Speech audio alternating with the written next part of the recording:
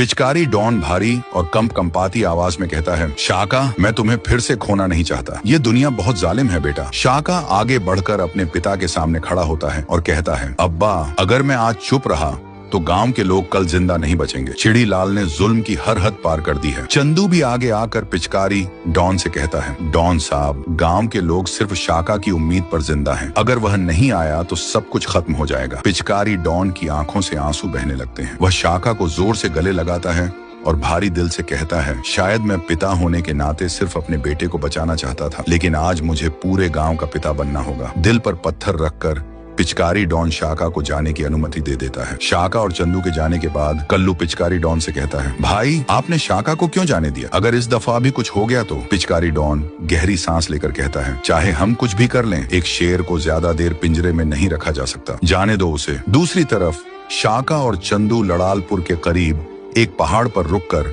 गांव के हालात का जायजा लेते हैं। लोग दिन रात सोने की खुदाई में लगे हुए हैं। भूख, थकान और मारपीट ने उनका बुरा हाल कर दिया है। ये देखकर शाका का खून खौलता है। शाका एक योजना बनाता है और कहता है, हम सीधे चिड़ी लाल पर हमला नहीं करेंगे, पहले उसके खास आदमियों को एक एक करके खत्म करेंगे ताकि वह कमजोर हो जाए। शाका चंदू से कहता है, तुम शबनम तक खबर पहुंचा दो ताकि चिड़ी लाल शादी की तैयारियों में उलझा रहे और अपने लोगों पर ध्यान न दे। चिड़ी लाल, जो शबनम के प्यार में पागल हो चुका होता है, वास्तव में अपने आदमियों से ध्यान हटाने लगता है। रात होते ही शाका अपनी पहली चाल चलता है। वह चिड़ी लाल के सबसे खास आदमी झंडू लाल को मारकर गांव से भगा देता है। फिर वह उसके भाई भोला सिंह पर हमला करता है और उसे जिंदा पकड़कर अपनी कैद में रख लेता है। जब भोला सिंह के गायब होने की खबर चिड़ी लाल तक पहुंचती है तो वह गुस्से से पागल हो जाता है। वह चिल्लाकर हुक्म देता है, मेरा भाई ढूंढो, जमीन आसमान एक कर दो। तो दोस्तों, अब सवाल ये है, क्या शाका गांव को चिड़ी लाल के जुल्म से बचा पाएगा या खुद भी इस जंग का शिकार हो जाएगा? देखिए